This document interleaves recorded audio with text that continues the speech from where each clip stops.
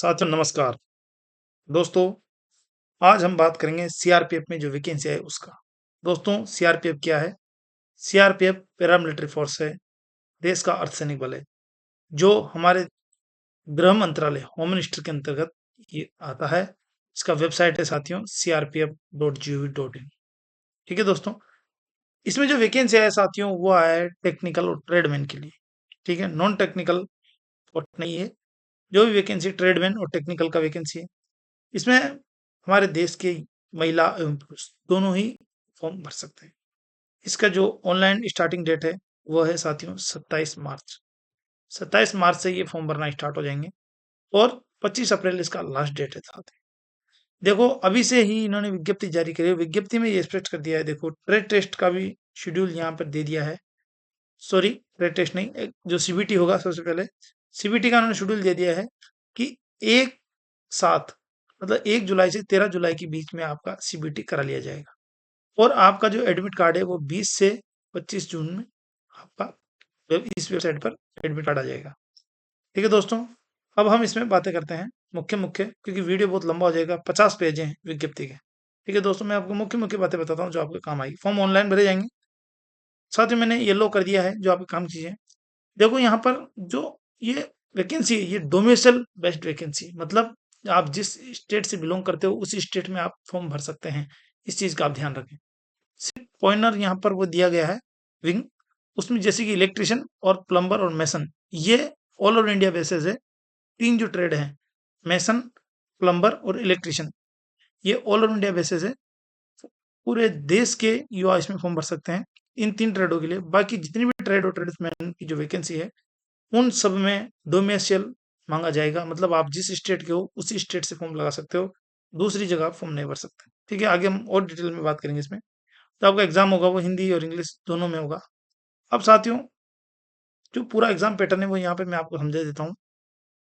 सबसे पहले आपका होगा साथियों सीबीटी, कंप्यूटर बेस्ड टेस्ट होगा, जैसे यहाँ पे लिखा हुआ है।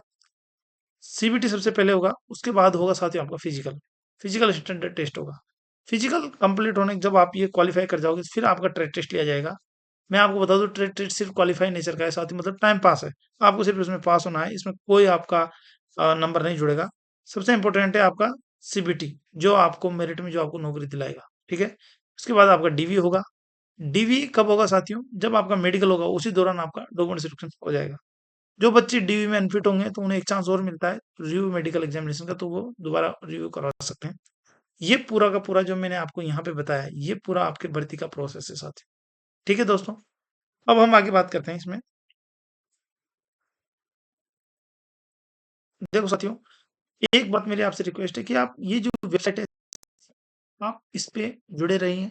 जब भी आपको समय मिले कभी कभी इसको ओपन कर लें, क्योंकि जो भी अपडेट आएगा सबसे पहले साथियों ऑथेंटिक जानकारी यहीं मिलेगी। कई प्रकार की भ्रामक जानकारी भी आ जाती है, तो उनसे दूर रहें। आप अगर आपको सही जानकारी चाहिए साथियों तो एक बार विजिट करें ऑफिशियल वेबसाइट का। जो मेरी विज्ञप्ति आई है ये भी आपकी ऑफिशियल वेबसाइट पर ही है, तो आप वहां से भी इसको डाउनलोड करके देख सकते हो।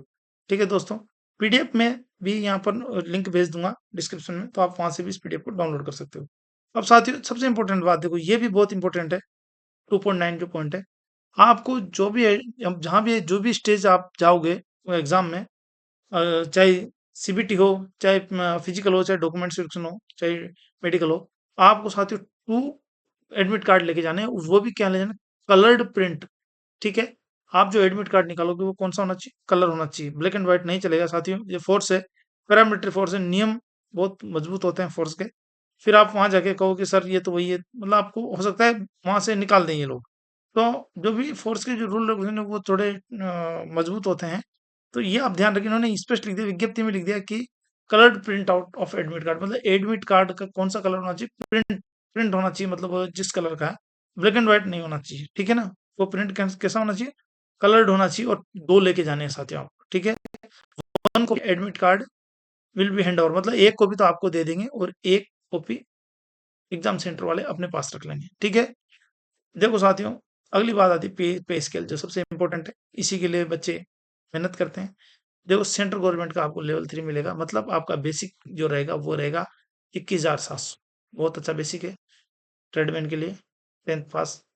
और साथियों, इसमें जो ये पीछे है ये पूरा स्केल होता है 21,700 से 69,100, मतलब आपको 21,000 तो सिर्फ आपका बेसिक रहेगा। उसके ऊपर आपको डीए और जो भी सेंट्रल गवर्नमेंट के अलाउंसेस है, पैरामिलिट्री फोर्सेस के अलाउंसेस है, वो सब अलाउंसेस आपको लगेंगे। ठीक है दोस्तों, अब देखो साथियों वैकेंसी टोटल है 9,212, 9,212 वैकेंसी साथी। पुरुषों की जो वैकेंसी वो 9,105 है और जो महिलाओं की वैकेंसी वो 107 है। ठीक है दोस्तों, मैंने आपको पहले बता दिया था कि ये वैकेंसी है जो क्या है डोमिसाइल बेसिस है, मतलब जिस स्टेट से बिलोंग करते हो आप उसी स्टेट से फॉर्म भर सकते हो, सिर्फ 3 ट्रेडों को छोड़ करके। ठीक है साथियों, ये यहाँ पर ट्रेड दे दी है, ट्रेड वाइज यहाँ पर वैकेंसी दे दी है। जैसे हम मान लो बिहार की बात करते हैं, मैं आपको पूरी नहीं बता सकता साथियों क्योंकि काफी लंबा वीडियो हो जाएगा। बिहार में जैसे टोटल वैकेंसी है ट्रेडमैन की 726। ठीक है, 726 में साथियों जो ड्राइवर है वो आएंगे 177। ठीक है, इसी प्रकार मोटर मैकेनिक व्हीकल, जिसने मोटर मैकेनिकल व्हीकल से आईटीआई की हुई है, मोटर मैकेनिक व्हीकल उनकी है 27 वैकेंसी। इसी प्रकार जिन्होंने कारपेंटर से आईटीआई की उनका 12 वैकेंसी, टेलर से है वो है उनका 16 वैकेंसी। इसी प्रकार यहाँ पर आप देख सकते हो जैसे कुक है साथियों, तो कुक का यहाँ पर जो वैकेंसी है 209 वैकेंसी बिहार से, मतलब यहाँ पर दूसरी स्टेट का बच्चा नहीं आएगा। 209 जो यहाँ पर है, यहाँ सिर्फ बिहार के बच्चे ही यहाँ पर एंटाइटल है।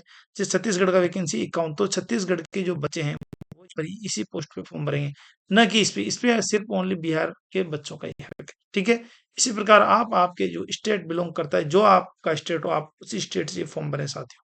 ठीक है, ये चीज इंपॉर्टेंट है, डोमेस्टिक है जहां से आप बिलोंग करते हो, जैसे उसी स्टेट से आपको ये फॉर्म भरना है। आप अपने स्टेट की यहाँ देख सकते हो विज्ञप्ति, किस स्टेट से आप बिलोंग करते हो और कितनी विज्ञप्ति है। जैसे कि तमिलनाडु में साथियों 579 वैकेंसी है। देखो उत्तर प्रदेश में 1340 वैकेंसी है साथियों, सबसे ज्यादा शायद उत्तर प्रदेश में ही है, 1340 वैकेंसी है और ये डिवाइडेड कर दी गई है। देखो मोटर मैकेनिक जो आईटीआई मांगते हैं इसमें इसकी 56 वैकेंसी है और ड्राइवर की 290 वैकेंसी है। तो आप इस प्रकार देख सकते हो कुक की 398 वैकेंसी है साथियों। ठीक है, इसी प्रकार आप अपना अपना स्टेट देखो। अब उत्तर प्रदेश वाले जो भी अभ्यर्थी है वो सिर्फ 1340 पोस्ट पे ही अप्लाई कर सकते हैं। ठीक है साथियों, इसी प्रकार राजस्थान के जो अभ्यर्थी है वो उनका पोस्ट है 463। तो यहाँ पर क्या होगा, आपका जिस आप स्टेट से बिलोंग करते हो उस स्टेट से आपको ये फॉर्म भरना है। ठीक है दोस्तों, अब हम बात करते हैं इसमें आगे। ये तो वैकेंसी जो मैं आपको बताया था ये तो मेल की थी, और जो ये वैकेंसी आप देख रहे हो ये सब पूरी वैकेंसी फीमेल की है। तो जो फीमेल देख सकती हैं उनका कौन सा स्टेट है और कितनी वैकेंसी है।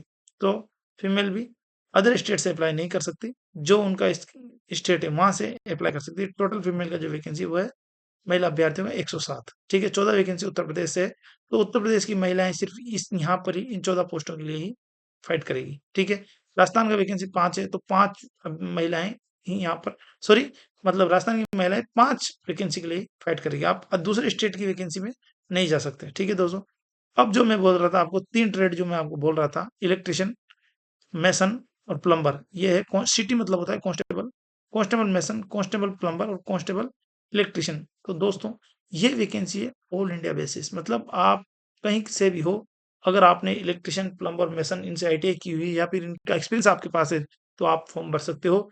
इसका टोटल वैकेंसी 11। ठीक है दोस्तों, तो ये जो वैकेंसी है ये ऑल इंडिया बेसिस है, इसमें ऐसा नहीं है कि आप कौन से स्टेट से बिलोंग करते हो, आप भारत देश से बिलोंग करने चाहिए, कहीं से भी करो तो आप ये फॉर्म भरें। टोटल वैकेंसी 11 है, इलेक्ट्रिशियन का 4 है, मेसन का 6 है और प्लम्बर का 1 वैकेंसी है। ठीक है दोस्तों, यहाँ तक आपके बात समझ में आ गई होगी। तो ये बात ध्यान रखें, जो पॉइंटर विंग का वैकेंसी ऑल इंडिया लेवल का है। ठीक है दोस्तों, एज लिमिट सबसे इंपॉर्टेंट टॉपिक है दोस्तों। कांस्टेबल है, पैरामिलिट्री फोर्सेज है, कांस्टेबल में सिर्फ ड्राइवर का ही एज यहाँ पर अच्छा खासा मांगा है, 21 से 27 साल इनका एज होना चाहिए। अगर आप 27 साल से अधिक के हैं तो आप सिर्फ रिजर्व कैटेगरी के तो ही अप्लाई कर सकते हैं। अगर आप जनरल से बिलोंग करते हैं, ईडब्ल्यूएस से बिलोंग करते हैं, तो आप सिर्फ 21 से 27 साल के हैं तभी आप फॉर्म भरें। ठीक है, ये तो है ड्राइवर का वैकेंसी, साथियों ड्राइवर के वैकेंसी के लिए एज लिमिट। अब जो कांस्टेबल की जो और वैकेंसी थी, जो आईटीआई होल्डर या फिर जो कुक वेटर टेलर, इनका जो वैकेंसी था एमएमए मतलब मोटर मैकेनिक व्हीकल, तो यहाँ पर ये कांस्टेबल लिखा हुआ है और ये इनकी पोस्ट है साथियों, यहाँ से ये पूरी की पूरी इनकी पोस्ट है। इनका जो एज क्राइटेरिया वो है 18 से 23 साल के बीच। ठीक है, अब 18 से 23 किसके लिए साथियों, जनरल कैटेगरी के लिए है। इसी प्रकार ड्राइवर के लिए 18, 21 से 27 जनरल कैटेगरी के लिए था। और एज पर गवर्नमेंट रूल जैसे एसटी एससी वालों को 5 साल की ऊपरी आयु सीमा में छूट मिलेगी, ओबीसी को 3 साल की छूट मिलेगी, एक सर्विसमैन को एज पर रूल ड्यूटी से निकलने के बाद 3 साल छूट मिलेगी। जो भी है वो आप यहाँ पर देख सकते हो, मैं आपको डिस्क्रिप्शन का लिंक दे दूंगा साथ ही, ठीक है। अब यहाँ पर जो बात करते हैं वो ये है कि एक्स सर्विसमैन किसे माना जाएगा, ये तो आपके काम की नहीं है साथी, और एक्स सर्विसमैन जानते हैं। और यहाँ पे हम मुख्य मुख्य बात यही करेंगे साथियों, एजुकेशन क्वालिफिकेशन। देखो साथियों, सबसे इंपॉर्टेंट है education qualification. City driver, constable driver में क्या मांगा गया है साथियों, ये आपके पास होना जरूरी है, एजुकेशन क्वालिफिकेशन और टेक्निकल क्वालिफिकेशन। अगर आपके पास ये नहीं है तो आप फॉर्म ना भरें, ठीक है। ड्राइवर में क्या मांगा है साथियों, 10th पास होनी चाहिए, मैट्रिक और अथवा मतलब आप 10th होनी चाहिए, या फिर उसके समकक्ष कोई दूसरी स्टेट गवर्नमेंट, सेंट्रल गवर्नमेंट से कहीं भी से भी चलेगा। टेक्निकल क्वालिफिकेशन आपके पास क्या होना चाहिए साथियों, आप heavy transport vehicle driving licence, आपके पास ड्राइविंग लाइसेंस होना चाहिए हेवी का, लाइट का नहीं चलेगा यहाँ पर। Heavy transport vehicle driving licence अगर आपके पास है तो आप ये फॉर्म भरें, और शुड पास ड्राइविंग टेस्ट, आप ड्राइविंग टेस्ट पास होना चाहिए साथियों। जब आप पास हेवी है तो आप जरूर पास होगे, इसमें कुछ विशेष नहीं है, यह आपके पास योग्यता होनी चाहिए। तो साथियों ड्राइवर में कौन भरेगा यहाँ पे, जिसके पास हेवी लाइसेंस है, हेवी ड्राइवर का, तो ये बात ध्यान रखिए, ये आपकी योग्यता है। इसी प्रकार कांस्टेबल साथियों, ये आईटीआई मांगी थी, मोटर मैकेनिक मोटर व्हीकल, ठीक है साथियों। तो मैकेनिक जो है मोटर व्हीकल का, उसमें क्या होता है, 10th पास होना चाहिए साथियों। 10th पास आप मिनिमम क्वालिफिकेशन है आपके, 10th तो होना ही चाहिए। इसके बाद साथियों 2 साल की आपको आईटीआई होनी चाहिए, किसमें, ट्रेड में, मैकेनिक मोटर व्हीकल में। मैकेनिक मोटर व्हीकल में अगर आपके पास आईटीआई है तो आप ये फॉर्म भर सकते हो साथियों, ठीक है। अब हम आगे आते हैं। अब साथियों यहाँ पर ये आईटीआई मांगी है, यहाँ पर चलेगा आपके एससीबीटी और एनसीबीटी दोनों ही यहाँ पर चलेगा साथियों, ऐसा कुछ नहीं है, ठीक है। अगर आपका आईटीआई नहीं है तो यहाँ पर एक्सपीरियंस भी मांगा है साथियों। Other recognised student 1 year practical experience, अगर आपके पास ये है तो वो भी यहाँ पर एक्सेप्टेबल किया गया है। नहीं साथियों, आपका आईटीआई तो होना ही चाहिए। यहाँ पे लिखा है कि state counselling for vacancy training और एनी अदर, अगर इसके अलावा भी किसी भी रिकॉग्नाइज्ड इंस्टीट्यूट से आपके पास कोई टेक्निकल सर्टिफिकेट है, उसके साथ 1 साल का एक्सपीरियंस भी चाहिए।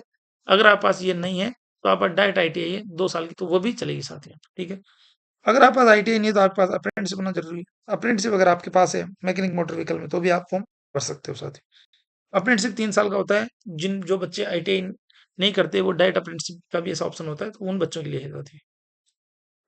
अदर ट्रेड, दूसरी ट्रेड के लिए साथियों, इन जो अपन ने ऊपर पढ़ी है इन ट्रेडों को छोड़ के, मैकेनिकल मोटर व्हीकल को छोड़ करके जितनी भी ट्रेड है उन सब के लिए यहाँ पे 10th पास मांगा गया है। और उसके साथ क्या मांगा गया है साथियों, ये तो है एजुकेशन क्वालिफिकेशन 10th पास। और टेक्निकल क्वालिफिकेशन में क्या क्या है, मस्ट बी प्रोफिशिएंस, मतलब साथियों दक्षता। साथियों दक्षता तो आईटीआई करने के बाद ही आती है, तो आपको जो भी कार्य है उसमें दक्ष होना चाहिए, और वर्क भी रेस्पेक्टिव ट्रेड, और रेस्पेक्टिव ट्रेड का कार्य आना चाहिए। तो साथियों आईटीआई वाले बच्चे यहाँ पर एंटाइटल है, ठीक है दोस्तों। इसके अलावा जो मैं पॉइनर विंग का बता रहा था आपको, 3 जो ट्रेडें थी उसमें आईटीआई 10वीं पास मांगी गई है, ये तो एजुकेशन क्वालिफिकेशन। और टेक्निकल क्वालिफिकेशन में यहाँ लिखा गया 1 ईयर एक्सपीरियंस, आपको अनुभव होना चाहिए रेस्पेक्टेड ट्रेड का। मतलब आपको अगर इसका एक्सपीरियंस है तो भी आप फॉर्म भर सकते हो, ठीक है। 1 साल का अनुभव है तो भी आप फॉर्म भर सकते हो। और यहाँ पे लिख दिया है कि preference will be given to to having certificate of trade from the recognised, मतलब जिसके पास आईटीआई का सर्टिफिकेट है उसको हम क्या रखेंगे, प्रेफरेंस रखेंगे, मतलब आगे उनको रखेंगे। जिनके पास आईटीआई का सर्टिफिकेट है उनको ये लोग प्रेफर करेंगे, आगे मान्यता देंगे। मतलब अगर आईटीआई वाला अभ्यर्थी इनको मिलता है तो वो इनके लिए ज्यादा उचित है, कहने का मतलब यहाँ पर ये है, ठीक है दोस्तों। ये 3 ट्रेडों के लिए था। अब हम इसमें आगे आते हैं, हाउ टू अप्लाई। तो ये इस पे तो साथियों मैं विशेष बात नहीं करूंगा, क्योंकि आप फॉर्म और भी फॉर्म भरते हो तो कैसे अप्लाई करते हैं वो तो आप सबको पता ही है, ऑनलाइन अप्लाई करना है, इस पे तो समय बर्बाद करना है। एप्लीकेशन फीस इंपॉर्टेंट है साथियों, इसमें एप्लीकेशन फीस कितना है, 100 रुपए, किसके लिए, जनरल कैटेगरी के लिए, ओबीसी के लिए, ईडब्ल्यूएस अभ्यर्थियों के लिए। एसटी एससी और जो महिलाएं, चाहे महिलाएं किसी भी कैटेगरी की हो, उनका फीस साथियों शून्य है, ठीक है दोस्तों। ये चीज ध्यान रखिए आप। वो फीस कहाँ से होगी, भीम यूपीआई नेट बैंकिंग किसी से भी आप इसका फीस पे कर सकते हो, ठीक है दोस्तों। अब ये बहुत अच्छा है साथियों, इन्होंने बहुत अच्छी बात ये कर दी सीआरपीएफ ने इस बार, कि आपका जो सेंटर है वो आपको 3 ऑप्शन चुनने को मिलेगा। आप कोई से भी 3 ऑप्शन चुन सकते हो आपके स्टेट के, जहाँ जिस स्टेट से आप बिलोंग करते हो, या आपके नजदीकी जो शहर है वो आप 3 स्टेट आप यहाँ से देख सकते हो। तो जो भी आप स्टेट बिलोंग करते हो इसकी जो पीडीएफ फाइल इसमें आपके पास आ जाएगी, डिस्क्रिप्शन में आप देखना। लेकिन जैसे राजस्थान से, तो राजस्थान में आप कोटा, सीकर, जयपुर, जोधपुर, हनुमानगढ़, अजमेर, बीकानेर, यहाँ से कोई से भी 3 आप चुन सकते हो, या जहां भी आपको चुनाव जो आपके नज़दीक पड़ते हो 3 सर आप चुन सकते हो। ठीक है दोस्तों? ये भी बहुत है, एक बहुत इंपॉर्टेंट है, शेड्यूल ऑफ एग्जामिनेशन। साथियों, आपके 100 क्वेश्चन आएँगे, वो 100 नंबर के होंगे, ठीक है? माइनस मार्किंग होगी 1/4, 0.25 आपके माइनस मार्किंग होगी यहाँ पर, नेगेटिव मार्किंग है। 100 क्वेश्चन आएँगे, 100 किस-किस के आएँगे 100 क्वेश्चन? एक तो रीजनिंग के 25 क्वेश्चन आएँगे, 25 नंबर के, ठीक है? जनरल नॉलेज के 25 क्वेश्चन आएँगे, एलिमेंट्री मैथ गणित के 25 क्वेश्चन आएँगे और हिंदी और इंग्लिश के 25 क्वेश्चन आएँगे। साथियों 2 घंटे का पेपर है, काफ़ी टाइम है, 100 क्वेश्चन है, 120 मिनट मिलेगा आपको। तो अभी से इसकी तैयारी में लग जाओ, क्योंकि आज से तैयारी करोगे तब जाके आपके ये काम कर पाओगे। ठीक है दोस्तों? सिलेबस भी आपको डिस्क्रिप्शन में मिल जाएगा, पूरा सिलेबस इन लोगों ने यहाँ पर दे दिया है। ये देखो, ये रीजनिंग का सिलेबस है, ये जनरल नॉलेज का सिलेबस है, पूरा सिलेबस यहाँ पर इन लोगों ने दिया हुआ है, मैथमेटिक्स का इनका। अब साथियों, हाइट की जो मिनिमम है, जनरल कैंडिडेट के लिए 170 सेंटीमीटर हाइट होनी चाहिए, ओबीसी ईडब्ल्यूएस के लिए। फीमेल के लिए सेम कैटेगरी में जो मैंने बताई अभी आपको 170 सेंटीमीटर होनी चाहिए। और जो रिजर्व कैटेगरी है वहां पर यहाँ दी हुई एसटी कैटेगरी को 162 सेंटीमीटर मिनिमम होना चाहिए, फीमेल के लिए 150 होना चाहिए। और अदर कैटेगरीज हैं शेड्यूल ट्राइब की, वो यहाँ पर दी हुई पहाड़ी एरियो को काफी छूट दी है। ठीक है साथियों, तो उनका डिस्क्रिप्शन में आप देखो आराम से, क्योंकि काफी लंबा वीडियो होगा। चेस्ट साथियों 80 सेंटीमीटर बिना फुलाए होना चाहिए, फुलाने पर 5 सेंटीमीटर फुलना चाहिए। ये है जनरल कैंडिडेट के लिए, ओबीसी डब्ल्यूएस के लिए। रिजर्व कैटेगरी के लिए यहाँ पर साथियों एसटी के लिए 76 आपका सीना होना चाहिए। और जो पहाड़ी है वो एरिया है उनका जम्मू, लद्दाख, हिमाचल प्रदेश, असम, इनका 78 मांगा गया है। ठीक है, गढ़वाल के लिए, कुमाऊं के लिए। ये आप अच्छी तरह पढ़िए साथियों, इसमें छूट दी गई है।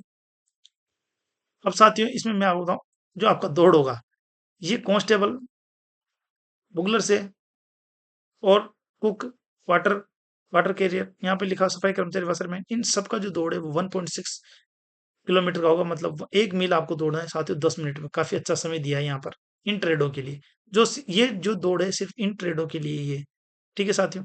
इसी प्रकार जो मैं आईटीआई की बात कर रहा था आपको, इलेक्ट्रिशियन की, इनकी, तो उसमें आप देखो मैसन, इलेक्ट्रिकल प्लम्बर में, वो भी 1 ही मील का दौड़ है साथियों। और 1 ही मील के दौड़ में आपको बहुत अच्छा यहाँ पर टाइम दिया है। ये देखो आप, 9 मिनट आपको यहाँ दे दी। वो 1 मील के लिए 9 मिनट, ठीक है साथियों, कम नहीं होते। इसी प्रकार आप ऊपर आओ, मैं आपको बताता हूँ, जो ड्राइवर का है उनमें और जो ट्रेड है उनमें काफ़ी टफ थोड़ा कॉम्पिटिशन है दौड़ में। यहाँ पर साथियों ये देखो आप, कि ड्राइवर और motor mechanic vehicle, gardener, painter, carpenter, इनका जो है टेलर, इनको 5 किलोमीटर दौड़ना है। और साथ ही उनका टाइम है 24 मिनट, तो इनका थोड़ा टफ है दौड़। बाकी की तुलना महिलाओं को, जो इन कैटेगरी में है, इन ट्रेड में है, उन महिलाओं को 8.5 मिनट का समय दिया गया है। ये लद्दाख रीजन के लिए नहीं है साथियों, ठीक है? लद्दाख रीजन के लिए अलग से टाइम है। अब हम आते हैं आगे इसमें, ट्रेड टेस्ट। साथियों मैं बोल रहा हूँ, ट्रेड टेस्ट सिर्फ क्वालिफाई नेचर का होता है, इसमें आपको ज़्यादा टेंशन लेने की ज़रूरत नहीं है। अगर आपने आईटीआई की हुई तो आप 100%, आपको सब्जेक्ट का थोड़ा भी नॉलेज है, तो आप 100% इसमें क्वालिफाई कर जाओगे। इसमें आपका कोई नंबर नहीं जुड़ेगा आपका फाइनल मेरिट में, सिर्फ आपको पास होना है और 50 में से 20 नंबर आपको मिनिमम आना चाहिए। अब इसमें सबका दे दिया कि आपसे क्या पूछा जाएगा। साथियों, जिस ट्रेड से आप अप्लाई कर रहे हो उसका यहाँ पर पूरा विवरण दिया हुआ है। जैसे आप ड्राइवर है, ड्राइवर से अप्लाई कर रहे हो तो आपको ये नॉलेज होना चाहिए, ड्राइविंग ट्रेड का थोड़ा बहुत नॉलेज होना चाहिए, हैंडलिंग, ड्राइविंग, इस तरह का, लाइट और हेवी व्हीकल्स का नॉलेज होना चाहिए। फिटर से अगर आप अप्लाई कर रहे हो तो ऑटोमोबाइल फिटर्स का नॉलेज होना चाहिए, मोटर मैकेनिक ट्रेड का आपको बेसिक नॉलेज होना चाहिए, हैंड टूल्स का नॉलेज होना चाहिए। साथियों, कौन कौन से हैंड टूल्स आप यूज करते हो आईटीआई में, ठीक है? इसी प्रकार अपना अपने से पेंटर, अगर आप पेंटर से अप्लाई किए हो तो आपको कलर्स का नॉलेज होना चाहिए, पेंटिंग का नॉलेज होना चाहिए। बेसिक चीजें हैं साथियों, कुछ स्पेशल चीजें नहीं है। तो ये हैवी क्वालिफाइड नेचर का, तो इसमें आपको इतना टेंशन लेने की जरूरत नहीं है। ये डॉक्यूमेंटेशन है, कौन कौन से डॉक्यूमेंट्स की जरूरत पड़ेगी, तो इसमें भी विशेष नहीं है। साथ ही मेडिकल एग्जामिनेशन है, 4 से 6/6, 6/9 आपकी आंख होनी चाहिए। और और तो कुछ ये सबसे इंपॉर्टेंट जो मैं आपको ये लास्ट ये बात बता दूं साथियों, कि इसमें आपके लायक जो भी, अगर आपको कोई चीज समझ में नहीं आती है तो यहाँ पे हेल्पलाइन नंबर दिया हुआ है। साथियों, आप सुबह 10 से शाम के 6 बजे तक आप यहाँ पर कॉल कर सकते हो। ये नंबर है और इन नंबरों पे आप अवश्य कॉल करें। अगर आप किसी प्रकार कंफ्यूजन है तो आप इन नंबरों पर कॉल करो। ऑफिस टाइम पे, संडे को मत करो, वर्किंग डे में आप कॉल करो, आपको जरूर जवाब मिलेगा साथियों। हेल्पलाइन नंबर नोट कर लो। अगर किसी बच्चे को किसी प्रकार की समस्या है, क्वालिफिकेशन से रिलेटेड, एज से रिलेटेड, तो आप यहाँ पर इन नंबरों पर आप कॉल कर सकते हो। थैंक यू साथियों, आपको समझ में आ गया होगा, जहाँ तक मैंने कोशिश की समझाने की। अगर आप इसके लिए एंटाइटल हो तो आप फॉर्म अवश्य भरें। थैंक यू, धन्यवाद।